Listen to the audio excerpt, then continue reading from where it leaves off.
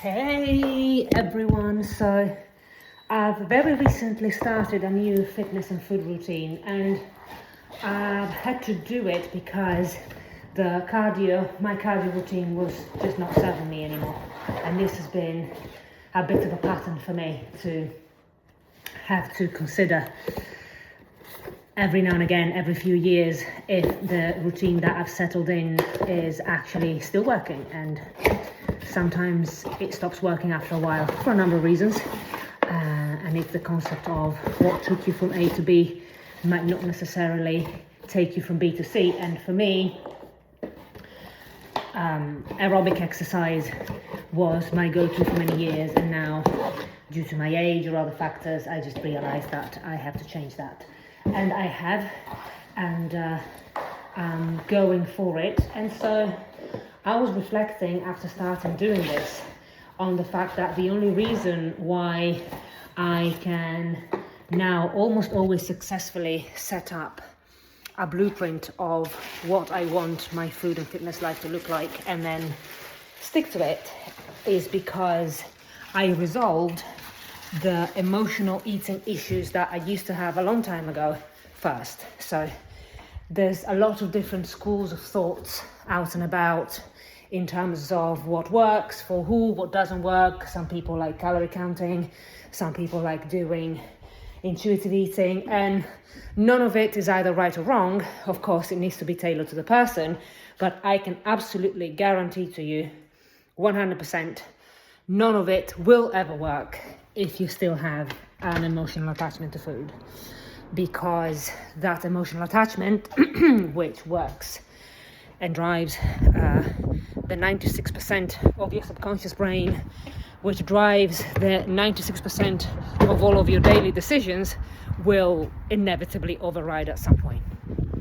And this led me to understand and really be grateful for something else, which is the industry that I'm in and the job that I do, which is a job that I love. I absolutely love it.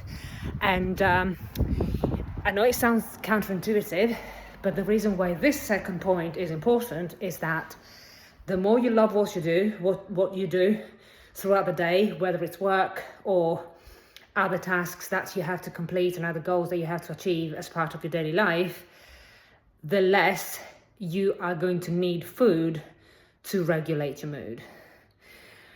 And I can testify this by the fact that I used to have clients that came to me with emotional eating, and when we started exploring the root cause of the emotional eating, but more importantly, the habits and the triggers and the symptoms that they had through the days that led them to eat, was very often, they said to me, I eat to avoid a task.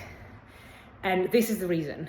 Both tasks and eating operate on a basis of effort versus reward pattern.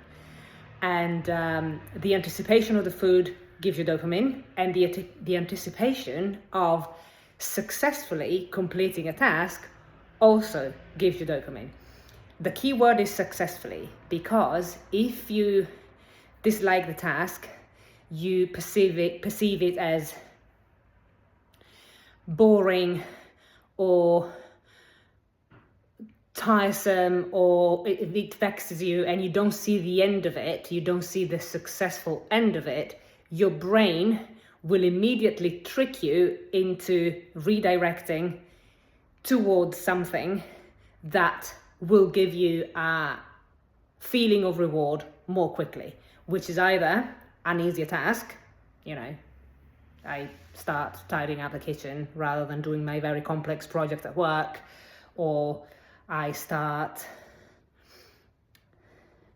folding my socks rather than sorting out my finances, because the first one is perceived as more easy.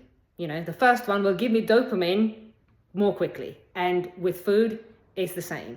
If you want to stop eating emotionally, one of the main so-called hacks is love what you do. Love what you do all day, every day, or at least for the majority of the day. 50% plus one. Anyway, have a good day. Bye.